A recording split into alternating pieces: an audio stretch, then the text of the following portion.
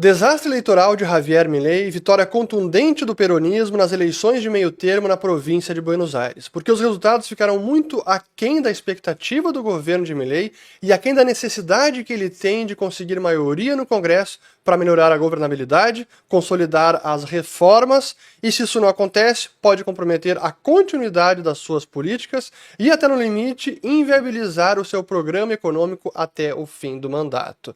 E por isso que os mercados reagiram tão negativamente no dia de hoje, com o dólar subindo, bolsa despencando, juros subindo, risco país também. Então é preciso entender este resultado eleitoral, o que ele significa de fato, quais são os próximos passos e qual o próximo evento político importante no calendário eleitoral da Argentina. Pois este foi o resultado, então, nas eleições de meio termo, que elege alguns senadores e deputados. São eleições, na verdade, nacionais, mas o governador de Buenos Aires, o Axel Kicillof, conseguiu antecipar apenas as eleições para a província de Buenos Aires, que aconteceram então agora no dia 7 de setembro, no domingo, e este foi o resultado. A Aliança Fuerza Pátria, dos peronistas kirchneristas, conseguiu 47,3%, La Libertad Avança 33,7% e Somos Buenos Aires 5,26%, que seria uma centro-direita, alguns aqui que faziam parte do antigo Juntos por el Cambio, do partido do Macri, da Aliança do Macri. O que significa então que das 8 sessões na província de Buenos Aires, La Libertad Avança conseguiu apenas 2. As outras 6 ficaram com o peronismo. E uma diferença de quase 13 pontos é sim uma vitória contundente. Mas por algumas análises que eu tenho visto aí nas redes sociais e pela mídia, até alguns liberais dizem, não, o resultado não foi tão ruim, primeiro porque não se podia esperar que o peronismo iria perder na província de Buenos Aires, é um reduto peronista, kirchnerista de décadas, e sim, é verdade. O problema era a expectativa do governo, o resultado que eles esperavam obter, e isso sim foi bem decepcionante. Depois eu vou mostrar até algumas frases aqui de aliados do Milei e do próprio Milei no seu discurso no final de domingo. Mas voltando aqui aos dados, então, aqui temos a Fuerza Pátria, La Libertad Avança, e é por que alguns estão vendo com um sinal de otimismo o resultado? Porque analisando apenas aqui as cadeiras obtidas, de fato, La Libertad Avança conseguiu mais do que o peronismo, conseguiu aumentar mais. A diferença aumentou. Antes era 24, agora 31, aumentou 7. O peronismo antes era 38, agora 39, aumentou apenas 1. Então o aumento maior foi sim da Libertad Avança, porém continua abaixo do peronismo. Então por essa foto parece ser um resultado sim positivo, a Libertad Avança conseguiu melhorar. O problema é quando se compara esse resultado com o resultado das eleições presidenciais de 2023, que não é uma comparação perfeita, porque aquilo era a eleição presidencial e agora a eleição para senadores e deputados, então tem até outro engajamento da população, e esse foi um problema. E aí quando a gente analisa por essa ótica a diferença entre 2023 e agora, o peronismo, colocando aqui até de 2023, obteve 4.261.000 votos e agora apenas 3.820.000. E La Libertad Avança havia obtido 2.348.000 e agora aumentou para 2.580.000. Mas qual é o problema aqui? É que em 2023 havia uma aliança com o Juntos por el Cambio do partido do Macri, e que somavam 2.545.000. Então, somando as duas coalizões, La Libertad Avança e Juntos por el Cambio, estas superavam o peronismo em 2023. Isso significa que o Juntos por el Cambio não conseguiu somar muitos votos para La Libertad Avança desta vez em 2025. E sendo que houve um absenteísmo maior, votaram mais de 10.670.000 pessoas, e agora em 25 apenas 8.766.000 pessoas. Então, é uma melhor do La Libertad Avança isoladamente, sim, mas comparando com o Juntos por el Cambio, foi uma derrota e o peronismo sai vitorioso por essa comparação. E o resultado é ainda mais frustrante quando se considera o prognóstico do governo, porque eles esperavam que Força Pátria ganhasse na terceira sessão, mas a vantagem final foi de mais de 25 pontos, uma diferença mais do que esperavam. E na primeira sessão, La Libertad Avança esperava vencer, mas acabaram perdendo para o peronismo e por uma diferença de mais de 10 pontos. E na quinta sessão, La Libertad Avança esperava ganhar, de fato venceu, mas a diferença foi menor do que eles estavam projetando. Então, por qualquer análise que se faça, sim, foi um péssimo resultado para o governo de Milei. Seus aliados, praticamente há um consenso dentro do próprio governo também, de que foi um resultado muito ruim e que está preocupando, claro, e por isso alguma coisa é preciso fazer, é preciso corrigir a rota no plano político especialmente. E o próprio Agustín Echebárne, economista aqui do La Libertad e Progresso, aliado de Milei, também disse bem claramente, 13 pontos de diferença é uma surra eleitoral. O kirchnerismo, com todos os seus problemas, evidentemente algo de bom fez.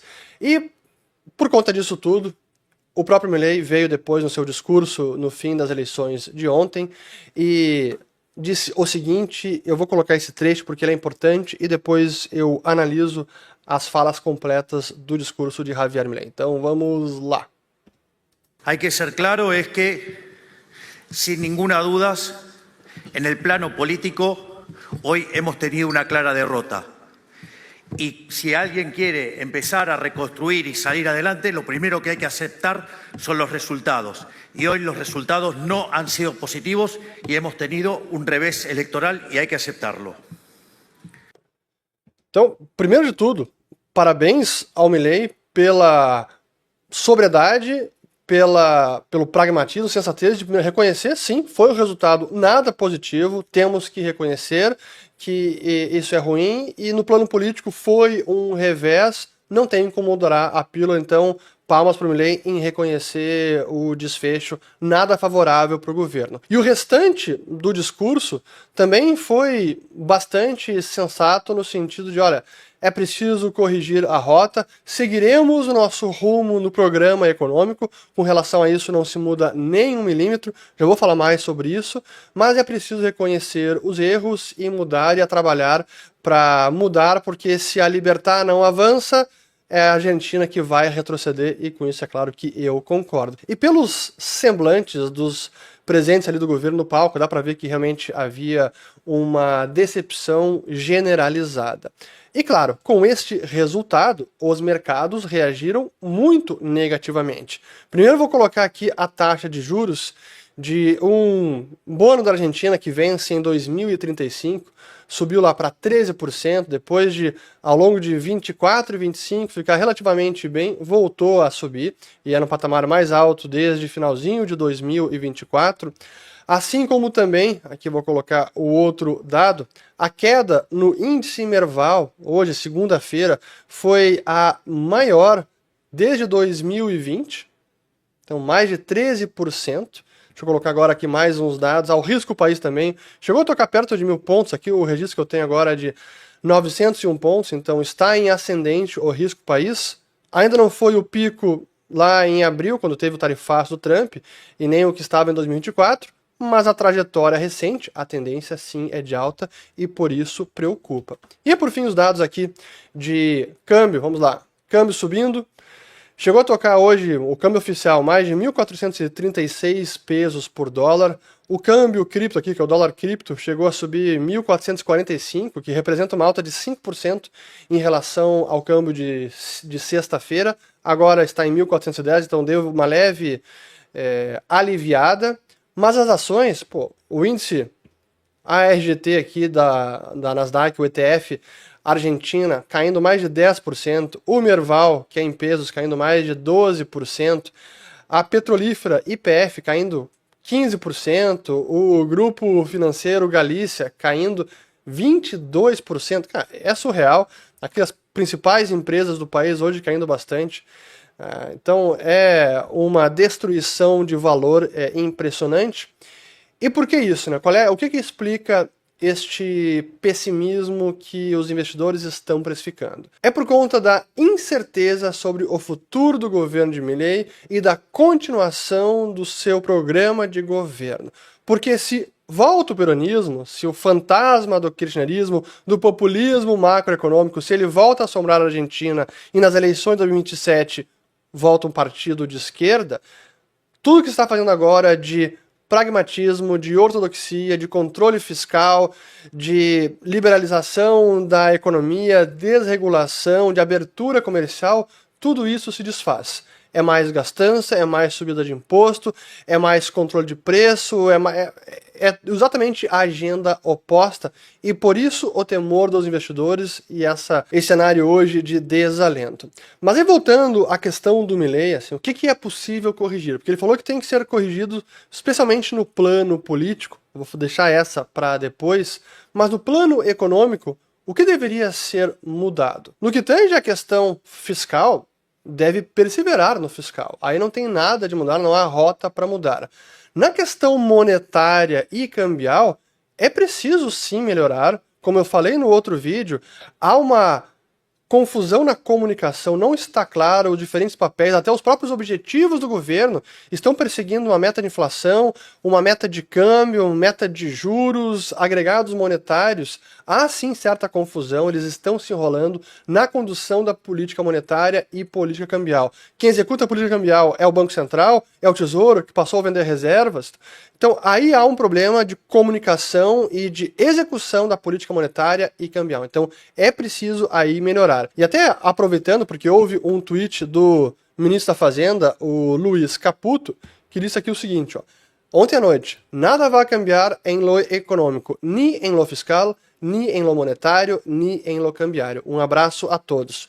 Ótimo que não vai mudar o rumo, a direção, o norte, especialmente no fiscal, mas no monetário e no cambial, talvez eles sejam obrigados a mudar alguma coisa. O próprio teto de banda e piso de banda cambial, esse esquema talvez tenha que ser mudado ou flexibilizado diante do cenário nos próximos dias, porque o mercado pode voltar a testar o teto da banda e o governo pode se ver obrigado a vender reservas e que não tem de sobra. E esse é o problema, por isso que é um momento delicado, eles terão que ser muito hábeis em como navegar na turbulência dos mercados nos próximos meses, até a eleição nacional de outubro. Vou voltar a ela no fim do vídeo. Então, no plano econômico, o norte está claro sim, mas talvez alguns ajustes sejam necessários. E para quem quiser entender como a Argentina chegou até esse ponto, eu convido vocês a assistirem ao documentário A Decadência Econômica da Argentina, que está disponível para os nossos assinantes no aplicativo Follow the Money, então siga o dinheiro, tá muito bacana. Além do documentário, também temos o curso Ciclos de Mercado, e no módulo sobre por que os países quebram, você entende detalhadamente como qualquer país chega nessa situação que a Argentina chegou nos últimos anos. Então, conheça o Follow the Money, siga o dinheiro, código QR em algum lugar da tela, link na descrição do vídeo. Agora, de volta para o nosso vídeo de hoje. Aí no plano político, é claro que tem que mudar, e muito. O que eu desde o começo falava sobre o meu grande receio no caso do Milei ter ganhado as eleições para presidente, era a sua postura, o seu comportamento truculento, ele seguido tá xingando todo mundo, rompendo pontes, alienando antigos amigos, aliados. É claro que isso é um problema. E se a política já é suja e traiçoeira, se você dá munição e combustível para os seus inimigos, no momento que eles puderem usar isso contra você, eles vão usar, como fizeram agora recentemente, que esperaram até o momento das eleições, nas vésperas, para divulgar aqueles áudios gravados, que eu também já falei, já fiz um vídeo sobre isso, vou colocar o link aqui em cima. Então, no plano político, sim, é preciso mudar, ele vai ter que lidar melhor com seus aliados, com os adversários, e vai ter que governar mais na base de consenso, e vai ter que escolher quais batalhas ele vai enfrentar. Não dá para entrar em todas as lutas, porque alguma ele vai sim acabar perdendo, e pode comprometer o governo como um todo, ou a viabilidade do seu programa de governo, em vez de ceder em algumas pautas, simplesmente, ó, aqui não vale a indisposição, perder capital político, vamos focar no que realmente importa. Então sim, é preciso mudar no plano político. E aí, voltando à questão da corrupção, das denúncias de corrupção, a própria resposta que eles tiveram depois que os áudios foram vazados, o silêncio, a falta de transparência, aí também vão precisar mudaram a comunicação. O quanto que isso impactou no resultado agora ainda é incerto, mas vão precisar sim melhorar essa reação ao que está acontecendo no seu entorno. Isso é inegável. E para encerrar, embora o resultado das eleições de Buenos Aires tenha sido péssimo e preocupante, ele não determina a eleição nacional de outubro. Tem muita coisa para acontecer até lá. Mas se Milei quiser mesmo enterrar de vez o peronismo e o kirchnerismo, ele vai ter que manter o rumo da política econômica, mas sim com alguma recalibragem, mas mudar sobretudo a condução da política. Portanto, diante dessa incerteza que paira no ar, nas próximas semanas esperem bastante volatilidade. Espero ter gostado desse vídeo, compartilhem, se inscrevam no canal, ativem o sininho e volto no próximo. Valeu!